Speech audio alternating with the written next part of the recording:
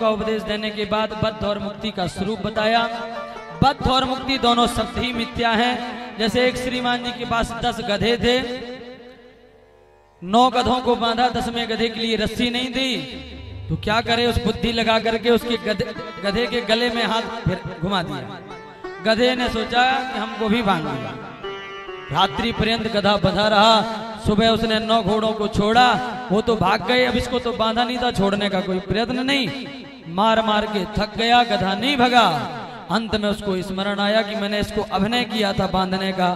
जैसे अभिनय किया, गधा एकदम दौड़ गया। उसी प्रकार हम लोग इस जगत में माया से बंधे हुए हैं, वैसे कोई बंधा नहीं है। भगवान का जो अंश है, ईश्वर अंश जीव अविनाशी, उस आनंद स्वरूप परमात्मा के हम सब बिंदु हैं। वो जब आनंद में है तो हमारा आनंद कहाँ गया?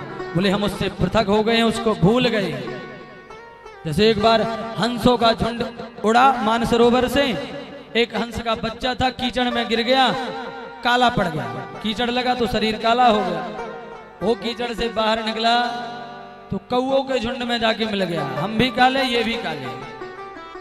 हम महाराज बहुत दिनों के बाद वही मानसरोवर, ये जो हंस गए थे, पुनः लौट करके आए। तो उस हंस को जब देखा तो विचार किया कि बताओ ये हंस कौओं के साथ कैसे? आकर के उसको पकड़ लिया, क्यों रे मूर्ख, तो हंस जाति का होकर के कौओं के साथ क्यों क्रीड़ा कर रहा है? तो डर के बोला, महाराज हम कहाँ, आप कहाँ, आप कितने धवल कांति के हैं, गोरे गोरे, और हम देखो काले काले, हमारी जाति के तो ये हैं। हंस समझ गए कि अपने आप को भूल गया है, स्वरूप को भूल गया है। एक सरोवर में ले जाकर के उसको डुबोया। जब धुल करके एकदम स्वरूप में आया, उसकी कांति सफेद वर्ण की हुई, तब अपने स्वरूप को समझा कि नहीं नहीं, हम भी हंस हैं माया में। उसी प्रकार जीव जो है एकदम मुक्त है, पर माया रूपी कीचड़ में आकर के मलिन हो गया है।